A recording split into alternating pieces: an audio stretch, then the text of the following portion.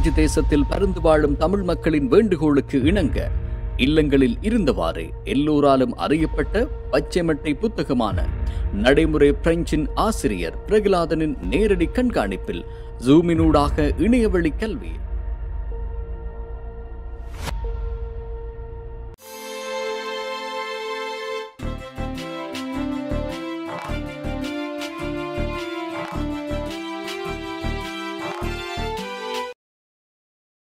எல்லோருக்கும் வணக்கம். Bonjour à tous. J'espère que vous allez bien. பதிவுகளில் நீங்கள் கேட்டிருந்தீர்கள், இந்த புத்தகங்கள் எவை என்று சொல்லி கேட்டிருந்தீர்கள். அப்ப அந்த புத்தகங்களை பற்றி சொல்லுறேன். முதலாவது புத்தகம் டிக்ஷனேர், ஃப்ரான்சே தமிழ், தமிழ் பிரெஞ்சு, அதாவது பிரெஞ்சு மொழியிலிருந்து தமிழுக்கு என்ன அர்த்தம் என்றும் தமிழ் மொழியிலிருந்து பிரெஞ்சுக்கு என்ன அர்த்தம் என்று சொல்லியும் இந்த புத்தகத்தில் இருக்குது. இது ரெண்டு வடிவத்தில் இருக்குது. ஒன்று இப்படி பெரிய வடிவம், மற்றது நீங்கள் சின்ன வடிவம் ஒன்று இருக்குது. அது நீங்கள் பாக்கெட்டில் வச்சுக்கொண்டு திரியக்கூடிய மாதிரி ரெண்டு வடிவத்தில் இந்த டிக்ஷனரி இருக்குது. அடுத்தது இந்த நீல புத்தகம். இந்த நீல புத்தகம் பிரெஞ்சு பேசுங்கள். இது பகுதி 1 பகுதி 2 என்று சொல்லி ரெண்டு புத்தகங்களாக இருக்குது. சிடியோட இந்த புத்தகங்கள் இருக்குது. அப்போ நீங்கள் சிடியை கேட்டுக்கொண்டு இந்த புத்தகத்தை நீங்கள் படிக்கலாம். அதோட இந்த புத்தகங்களில் எக்ஸசைஸ் பயிற்சிகள் கூட இருக்கின்றன. சரியா, கடிதம் எழுதும் முறை, மற்றது வொக்காபுலரி, சரியா, அறிஞ்சொற்கள், இவையெல்லாம் நிறைய இருக்கின்றன. அது உங்களுக்கு உதவியாக இருக்கு. மூன்றாவது புத்தகம் நடைமுறை பிரெஞ்சு, பச்சைமட்ட புத்தகம் என்று எல்லோராலும் அறியப்பட்ட புத்தகம், எல்லோராலும் மிக பயன்படுத்தப்பட்ட புத்தகமும் இது என்று நினைக்கிறேன். அடுத்தது ஆங்கிலம் கற்பதற்காக இலகு வழி ஆங்கிலம் என்ற ஒரு நூலையும் நாங்கள் வெளியிட்டு இருக்கின்றோம். இந்த நூல் சிடியோட இருக்குது. ஆகவே இது ஆங்கிலம் படிக்கிறதுக்கு உங்களுக்கு மிக உதவியாக இருக்கு. அடுத்ததாக நாங்கள் தமிழ் சிறார்களுக்காக வெளியிட்டு இருக்கிறோம். சரியா, அப்போ இங்கு பிறந்த சிறார்கள் தமிழ் படிப்பதற்காகவும் மற்றது தமிழ் பாட்டுகளை பாடுவதற்காகவும் சிடியுடன் இந்த புத்தகம் உள்ளது.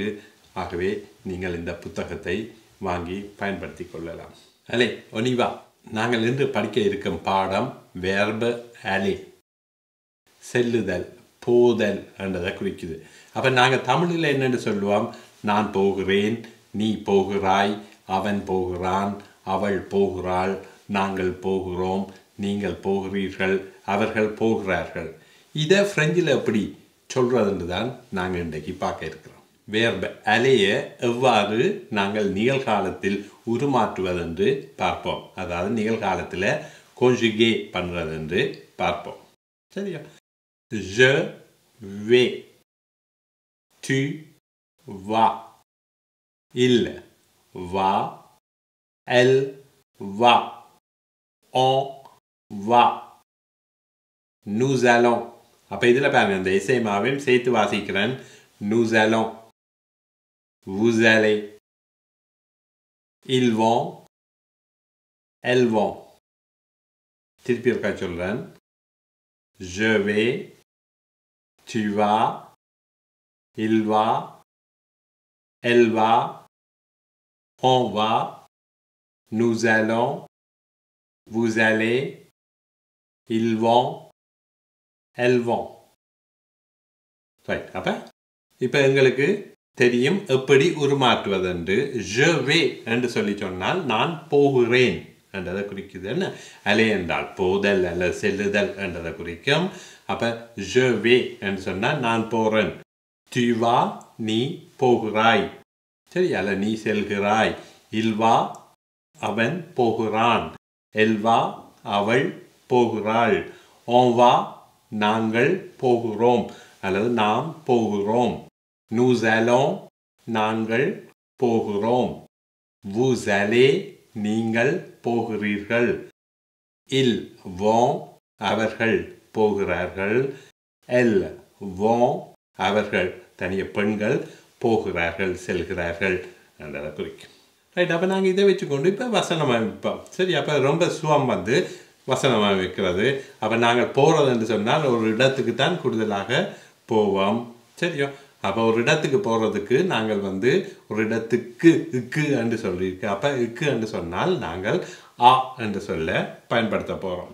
நான் பாரிஸுக்கு போகிறேன் என்று சொல்ல. அப்போ je vais à Paris என்னன்னு சொல்ல je vais à Paris என்று சொல்கிறேன். சரியா? ரைட். அப்போ அந்த இடத்தை சொன்னீங்கன்னா சரி ஆ போட்டு அந்த இடத்தை சொல்லுங்க. இப்போ உதாரணமாக சொல்ல போகிறோம், நான் லா ஷாப்பெலுக்கு போகிறேன். அப்போ je vais à la chapelle. சரியா? நான் கொழும்புக்கு போகிறேன். je vais à Colombo. ரைட். அப்போ பார்த்தீங்களா ஆ போட்டுட்டு அந்த இடத்தை சொன்னீங்கள் என்றால் சரி. இனி சொல்ல போகிறேன் பாருங்க, நான் பள்ளிக்கூடத்துக்கு போகிறேன். நான் பள்ளிக்கூடத்துக்கு போகிறேன். அப்போ என்னன்னு சொல்லுவீங்கள்? je vais à l'école. je vais à l'école. சரி. நான் புகையிரத நிலையத்திற்கு செல்கிறேன். தொடருந்து நிலையத்திற்கு செல்கிறேன். அப்போ je vais à la gare. je vais à la gare. நான் வைத்தியசாலைக்கு செல்கிறேன். நான் வைத்தியசாலைக்கு செல்கிறேன். அப்போ என்னன்னு சொல்வேன்? je vais à l'hôpital. je vais à l'hôpital. அடுத்ததாக நாங்கள் ஆவுடன் ஆண்பால் சொல் வருகையில் எவ்வாறு வசனத்தை அமைக்கிறது என்று பார்க்க இருக்கின்றோம். சரியா? ரைட். அப்போ ஆவோட லு வெரிஸ் பார்ப்போம். உதாரணம் பாருங்க, நான் கடைக்கு போகிறேன். அதை ஃப்ரெஞ்சில் சொல்லுவோம். அப்போ je vais à le magasin. இப்படி தான் வர வேணும். ஆனால் அப்படி வராது. ஆவோட லு வந்தால் நீங்கள் வந்து ஓ என்று சொல்லி இடல் வேண்டும். சரியா? அப்போ இதை ஒரு மாணவரும் தன்னுடைய பதிவில் இட்டிருந்தவர் ஓவை பற்றி கொஞ்சம் சொல்லுங்கன்னு சொல்லி, அப்போ அதுதான் இது. ஆவோட லு வந்தால் நீங்கள் ஓ போட வேணும். ஆவோட லா வந்தால் மாற்றமில்லை. அப்படியே விடுவியல் ஆ லா என்றே வரும். ஆவோட எல் அப்போஸ்ட்ரோஃப் வந்தால் ஆ எல் அப்போஸ்ட்ரோஃப் மாற்றமில்லை. ஆனால் ஆவோட லே வந்தால் நீங்கள் ஓ என்று சொல்லி போட வேணும். ஒரே ஓசை தான் வருகுது, ஆனால் இதில் ஒரு இக்ஸ் போடணும். பன்மையில் விரைக்க ஐஎக்ஸ் போட்டு எழுத வேணும். சரியோ? ரைட். அப்போ இனி சொல்லுவோம், நான் பூங்காவுக்கு போகிறேன். அப்போ என்னென்னு சொல்வியல்? je vais au parc. என்னென்னு சொல்வீங்க? je vais au parc. அவள் ரெஸ்டாரண்ட்டுக்கு போகிறாள். சரி, அவள் உணவகத்துக்கு செல்கிறாள். அப்போ என்னென்னு சொல்வீங்க? elle va au restaurant. என்னென்னு சொல்வீங்க? elle va au restaurant. அவள் வேலைக்கு போகிறாள். அப்போ சொல்லுங்க, elle va au travail. elle va au travail. அப்போ விளங்கிச்சதோ? அப்போ ஆவோட லு வரைக்க நீங்கள் எப்பொழுதும் ஓ என்று சொல்ல இடல் வேண்டும். அப்போ பாருங்க, நான் இலங்கைக்கு போகிறேன் என்று சொல்கிறேன். அப்போ இதை ஃப்ரெஞ்சில் பாரு சொல்கிறேன்னு பார்ப்போம். je vais au Sri Lanka. Sri Lanka வந்து ஆண்பால் என்ன? ஆகவே je vais au Sri Lanka என்று சொல்லி. நான் கனடாவுக்கு போகிறேன். அப்போ je vais au Canada. Canada ஆண்பால் என்றபடியால் அதில் வந்து ஓ போட வேணும். உங்களுக்கு தெரியும், கடைசியில் என்று சொல்லி முடிந்தால் அந்த நாடு பெண்பால் நாடு. இப்போ உதாரணமாக பாருங்க, ஃப்ரான்ஸ் வந்து கடைசியில் ஏழில் முடியுது. இது வந்து பெண்பால் நாடு. நாங்கள் ஜெர்மனியை சொல்லுவோம் வந்து லல்மான்ய என்று சொல்லி சொல்லுவோம். அப்போ அதில் பாருங்க, அது வந்து கடைசியில் ஏழில் முடியுது. சரி, ஆகவே அது பெண்பால் நாடு. லோங்கல்டேர். சரி, இங்கிலாண்டை சொல்லுவோம் வந்து லோங்கல்டேர். அப்போ அது கடைசியில் வந்து ஏழில் முடியுது. ஆகவே அது வந்து பெண்பால் நாடு. ரைட். அப்போ பெண்பால் நாடுகளுக்கு வந்து நாங்கள் எவ்வாறு பயன்படுத்துகிறோம்னு சொல்லி உதாரணமாக நான் ஜெர்மனிக்கு போகிறேன் என்று சொல்கிறேன். அப்போ என்னென்னு சொல்வேன்? je vais en Allemagne என்று தான் சொல்லுவேன். ஆலா போடக்கூடாது. சரியா? நாடுகளுக்கு வந்து நீங்கள் ஆலா என்று சொல்லி போடக்கூடாது. மற்ற இடங்களுக்கு நீங்கள் போடலாம், ஆலா என்று சொல்லி போடலாம். ஆனால் நாடுகளுக்கு வந்து நீங்கள் ஆலா போடக்கூடாது. அதுக்கு பதிலாக நீங்கள் ஓ என்று சொல்ல பயன்படுத்த வேண்டும். அப்போ என்னென்னு சொல்வீங்க? je vais en Allemagne. நான் இங்கிலாந்துக்கு போகிறேன். அப்போ என்னென்னு சொல்வீர்கள்? je vais en Angleterre. je vais en Angleterre. அப்போ பார்த்தீங்களா, இதில் ஓ என்று சொல்ல பாவிக்கிறோம். அடுத்ததாக நான் அமெரிக்காவுக்கு போகிறேன் என்று சொல்லி நான் அமெரிக்காவுக்கு போகிறேன். அமெரிக்காவை சொல்வோம் வந்து les États-Unis. சரியா? பன்மையில் சொல்லுவோம் les États-Unis என்று சொல்லி. அப்போ je vais aux États-Unis என்ன சொல்வீங்கள் je vais aux États-Unis ஆவோட லே வருகிறது அந்தபடியால் je vais aux États-Unis என்று சொல்லி சொல்லுவோம். நான் ஹாலண்டுக்கு போகிறேன். ஹாலண்டுக்கு வந்து ஃப்ரெஞ்சில் வந்து 2 சொல் இருக்குது. ஒன்று வந்து லா ஒலோந்து என்று சொல்லியும் சொல்லுவோம், இல்லாட்டி லே பெய் பா என்று சொல்லியும் சொல்லுவோம். லே பெய் பா என்று சொல்லி அவை செவே ஓ பெய் பா என்று சொல்லி சொல்லுவோம். ஹாலண்டுக்கு போகிறோம் என்று சொல்லி நாடுகள் வந்து சொல்லேக்க வந்து ஆண்பால் ஒருமையில் இருக்கிற நாடுகளுக்கு வந்து நீங்கள் ஓ என்று சொல்லி போட வேணும். பெண்பால் நாடுகளுக்கு ஓ என்று சொல்லி போட வேணும். அதே மாதிரி நீங்கள் வந்து உயிரெழுத்தில் தொடங்குகிற ஆண்பால் நாடுகளுக்கும் ஓ என்று சொல்லத்தான் பாவிக்க வேணும். இப்போ உதாரணம் பாருங்க, நான் ஈரானுக்கு போகிறேன் என்று சொல்ல போகிறேன். அப்போ என்னென்னு சொல்வேன், je vais en Iran என்று சொல்லுவோம். நான் ஈராக்குக்கு போகிறேன், je vais en Irak. தெரியும். அப்போ ஈல தொடங்குகிற படியால் அது வந்து வயல். அப்போ வயலில் தொடங்கினாலும் நீங்கள் ஓ என்று சொல்லத்தான் பாவிக்கணும். தெரியும்.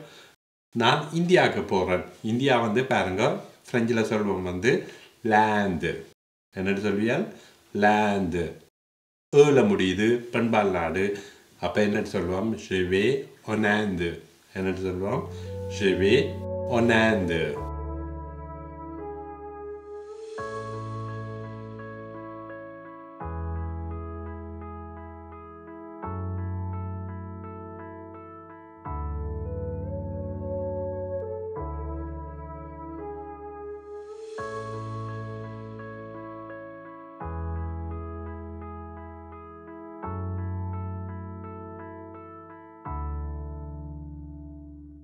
பார்த்தீங்களோ? அப்போ வந்து இப்போ உங்களால் வேர்பு அலையை வச்சு கொண்டு வசனங்கள் அமைக்க தெரியும். அப்போ நான் வேலைக்கு போகிறேன், நான் பேங்குக்கு போகிறேன், தெரியும், நான் ஹாஸ்பிட்டலுக்கு போகிறேன் அப்படின்னெல்லாம் உங்களுக்கு சொல்ல தெரியும். அதே மாதிரி நான் ஸ்ரீலங்காவுக்கு போகிறேன், நான் இந்தியாவுக்கு போகிறேன்னெல்லாம் உங்களுக்கு சொல்ல தெரியும். தெரியும். இதன் மிகுதியை நாங்கள் மீண்டும் அடுத்த வாரம் பார்ப்போம். இந்த பாடம் பற்றிய உங்களுடைய எண்ணங்களையும் கருத்துக்களையும் பதிவில் இடுங்கள். பிடித்திருந்தால் லைக் பண்ணுங்கள், ஷேர் பண்ணுங்கள், சப்ஸ்கிரைப் பண்ணுங்கள். நான் உங்கள் Prahladan. Au revoir, à la prochaine.